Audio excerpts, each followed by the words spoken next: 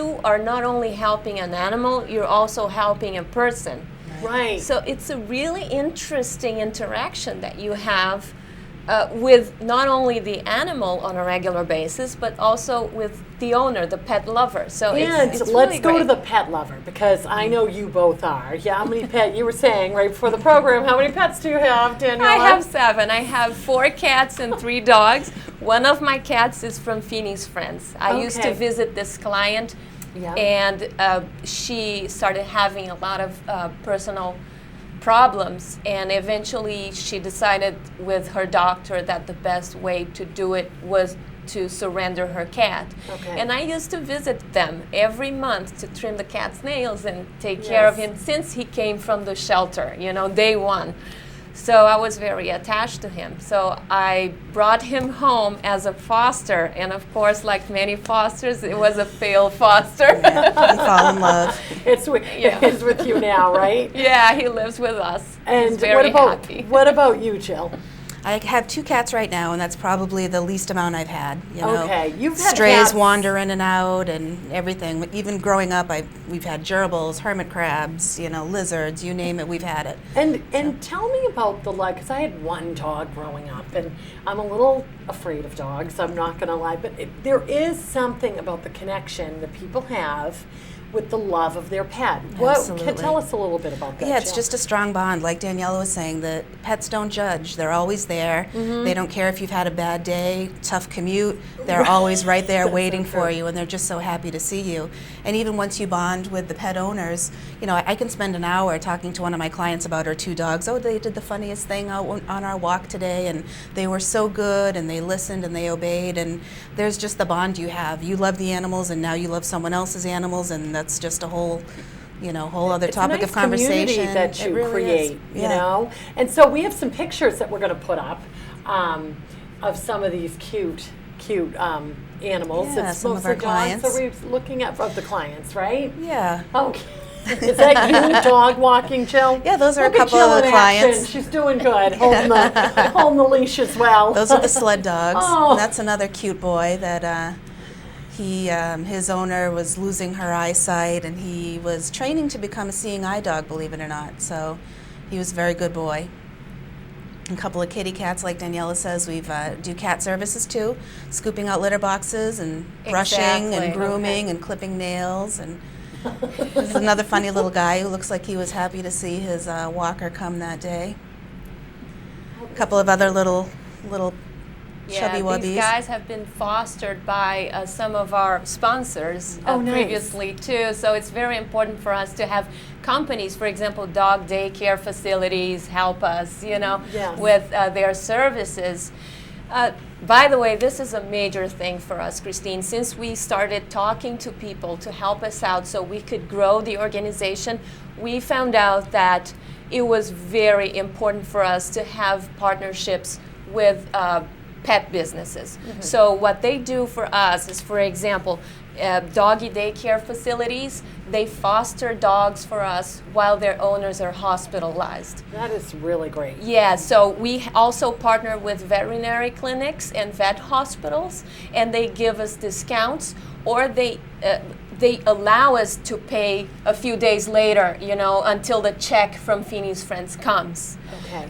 But they trust us that we're going to pay. So it's very important for us to develop this relationship with the veterinarians so they know us and they can care for the animals when there is an emergency and one of our volunteers cannot be there right at that time. Now tell me about some of what you're offering. There's new services that you are offering, emergency services that people can take advantage of? Yes, so we started with the regular clients, going to their homes and building relationships with them. But then we noticed that since this work is so work intensive, it demands a lot of the volunteers, we could not grow that way. So we said, how can we grow, right? So we started thinking, and then we thought, hey, let's try to help people who are having a one-time emergency. And because of that emergency, if we solve it, this person will be able to keep the pet, and this pet will not end up euthanized or in the shelter. So we launched an emergency program. So people who are not our regular clients and they are having some kind of emergency, for example, the person is being evicted and needs to board the cat or the dog for a month or so until she figures out a new housing situation.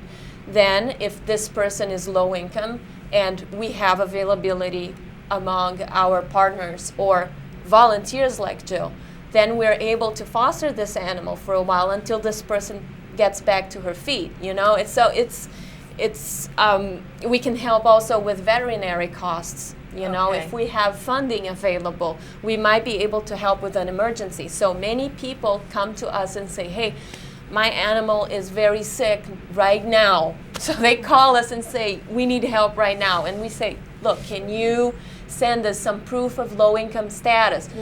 Could be SSI, SSDI, Okay. low income housing, mass health, that kind of Right, documentation. So they send us the documents, and if we have the funding available and the volunteers available, we take the animal to the vet for an evaluation. And we have saved so many lives and kept so many animals together with this new program. We're very, very happy because now we can help many, many more people than before. That's great. And then do you have a new food program you were Yes, saying too? yes. Thanks to the generosity of Petco Foundation, we were able to expand our program in such a way, it's amazing. So Petco Foundation has bins that they place in their Petco stores.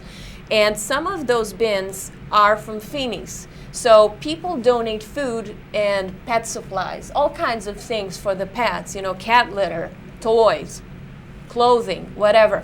So they put the things inside the bins, and our volunteers go collect it when the bin is full. So these items, they are distributed to our clients when they need it. So for example, if they need food that month because they are running out of money that month and they really need food for their pets, It's already we set can- up at Petco. exactly.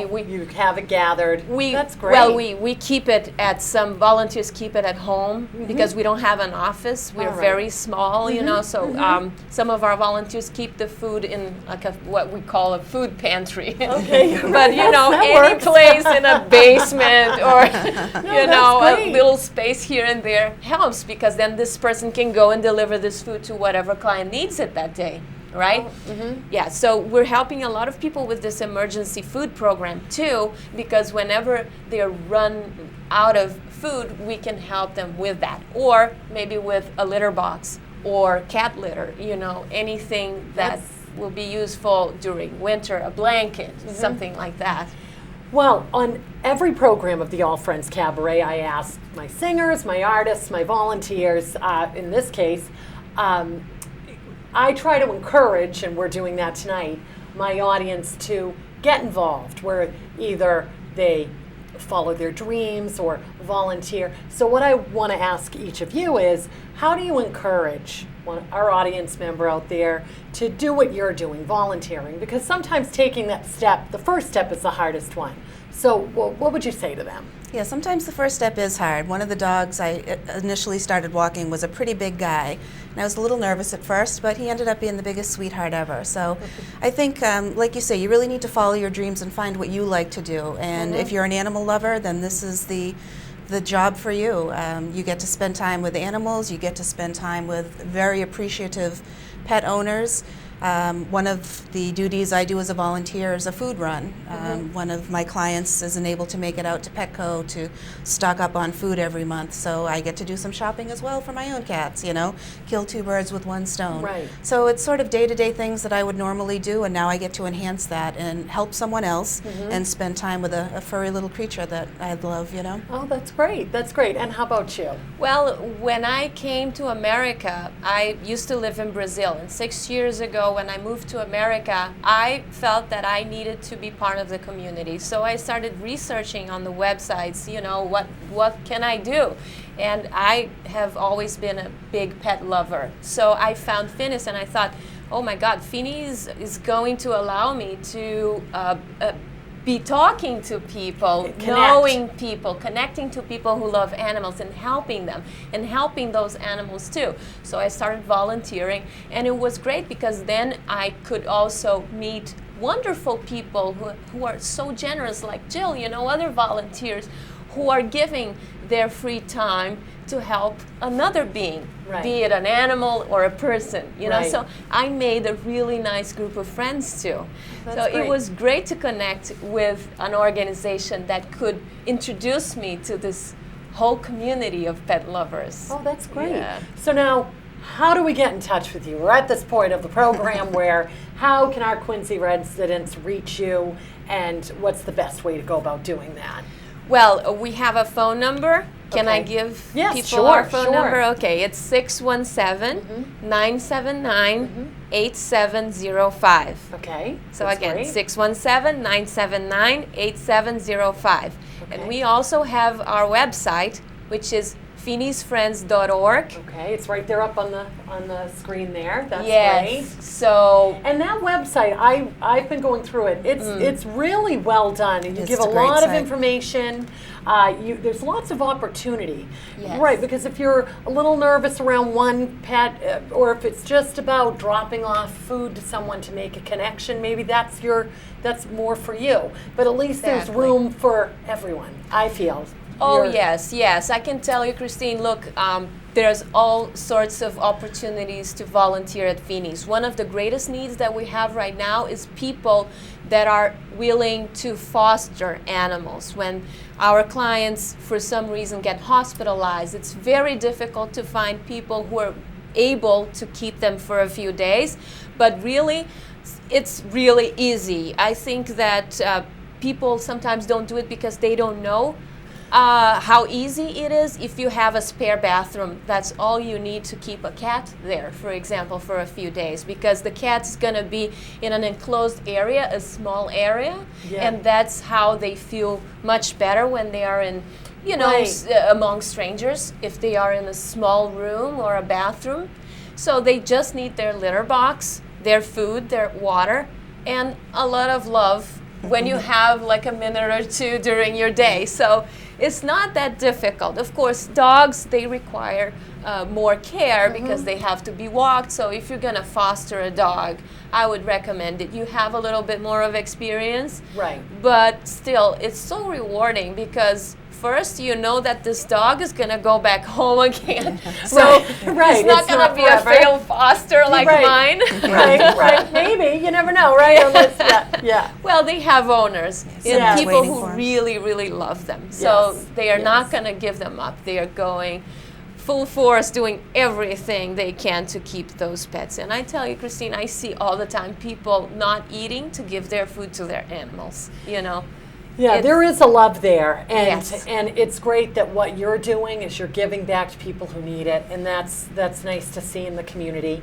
And so we thank you, Daniela, Jill, for coming on the program and doing the great work you're doing for Phinney's Friends. And contact them. We're so glad you could come into the All Friends Cabaret tonight, and we will see you all next time on the All Friends Cabaret. Thanks for joining us. Thank you. Thank you, Krystyne.